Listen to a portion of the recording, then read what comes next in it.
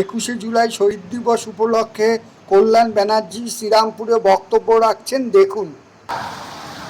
মমতা বন্দ্যোপাধ্যায় জানেন যে বাংলার মানুষের জন্য তার কি লড়াই, বাংলার মানুষ সে কথা জানে। ভারতীয় জনতা পার্টি অনেক কথা বলবে, বলুক, ওদের কিচ্ছু হয় না, ওদের কিছু হবেও না। যে লোকটা বলেছিল যে আপনারা নিশ্চিন্ত থাকুন, আমি দেশের পাহারাদার,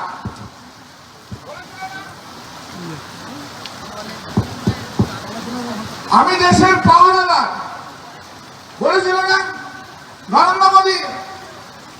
আমি দেশের পাহারাদার, চা বিক্রি করি, চা বিক্রি করতে করতে পাহারাদার হয়েছি। সে এমন পাহারাদার যে পেহেলগাঁয়ে কয়েকজন টেররিস্ট ঢুকে গেল, সেই টেররিস্টরা এসে 26 জন লোককে গুলি করে মেরে দিয়ে চলে গেল। আর 26 জন লোককে গুলি করে মেরে টকটক করে হেঁটে আবার ভারতবর্ষ পেরিয়ে পাকিস্তানে ঢুকে গেল। তা তুমি কেমন পাহারাদার ভাই? তুমি কেমন পাহারাদার? তুমি এমন পাহারাদার যে ঘরে ডাকাত আসে, ডাকাতি করে চলে যায়, আর তোমার ঘুম ভাঙে না, তুমি নরেন্দ্র মোদী হচ্ছে সেই রকম একটা পাহারাদার। পরবর্তীকালে যা হয়েছে সে তো তর্ক বিতর্ক রয়েছে। আমাদের প্রশ্ন, সেই দিন কেন বিএসএফ ছিল না? সেই দিন কেন সিআইএসএফ ছিল না বর্ডারে? আরে পশ্চিমবাংলার পুকুরে একটা ঢিল ফেললে তো 15 কোম্পানি সিআইএসএফ পাঠায়।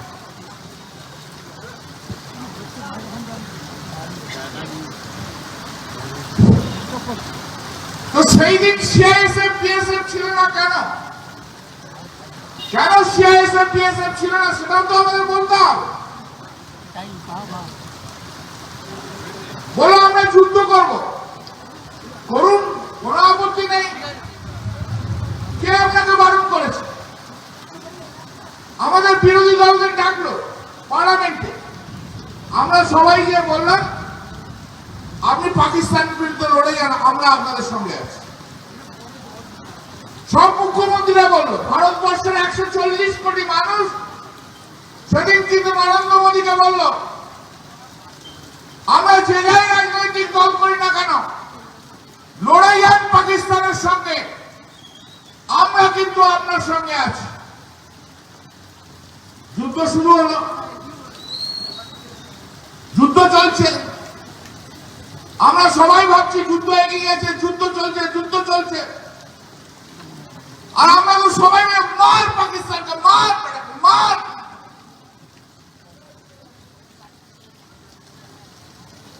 সবাই এখন এরকম জায়গায় গেছি, এইবার বলে পাকিস্তানকে আমরা নিয়ে নিলাম।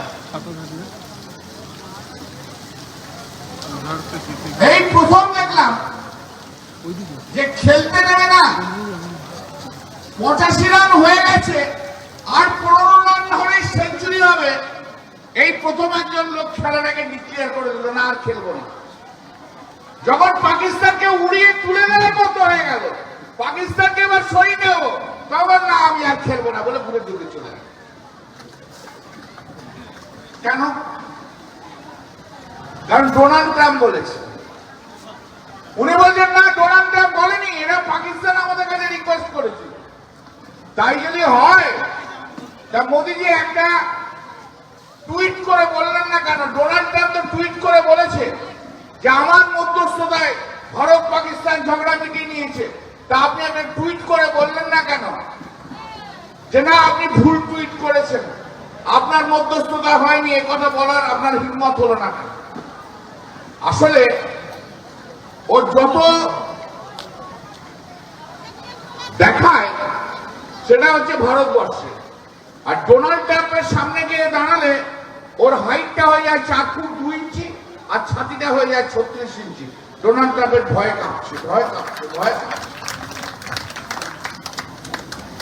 সারা বিশ্বে দেখুন, গত 10-11 বছর ধরে, 12 বছর ধরে সারা বিশ্ব ঘুরে বেড়াচ্ছে। ও তো এনে প্রাইম মিনিস্টার। তো উনি সারা ভারতবর্ষ ঘুরে বেড়ালেন, সারা বিশ্ব ঘুরে বেড়ালেন। কি এমন রিলেশনশিপ তৈরি করলেন আপনি? কি সম্পর্ক আপনি তৈরি করলেন? কোন সম্পর্কই তৈরি করতে পারলেন না। আর যখন বিদেশে এমপিদের পাঠাতে হবে তখন অপোজিশনের কিছু এমপিকে নিয়ে নিল। তারা যে বলতে হলো, আমরা বিরোধী যারা আছি তাদেরকে যে বলতে হলো মোদী যা করেছে তা ঠিক করেছে। ভাবুন আমরা সার্টিফিকেট দিয়েছি বলেই বিদেশে এখনো নরেন্দ্র মোদী চলছে, না নরেন্দ্র মোদী আর চলতেই না। লোক ওকে বিশ্বাসই করে না, ওকে ধরেই না কেউ, বক্তব্যের মধ্যেই রাখে না। এমন একটা সবসময় কি আর নাটক মানুষের ভালো লাগে? কাজের কাজ কিছু নেই। ভারতবর্ষের সবচেয়ে ব্যর্থতম প্রধানমন্ত্রীর নাম হচ্ছে নরেন্দ্র মোদী।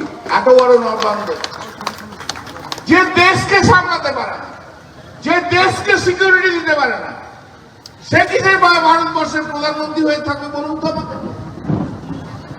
কি করে থাকবে? ভারতীয় জনতা পার্টি ভারতবর্ষের যে দায়িত্ব, বিদেশি কাছ থেকে যাতে আঘাত না খেতে হয়, চীন বলুন, পাকিস্তান বলুন, আজকে বাংলাদেশও পর্যন্ত ভয় খাওয়াচ্ছে নরেন্দ্র মোদীর সঙ্গে। ভাবতে পারেন কেউ বাংলাদেশ বলে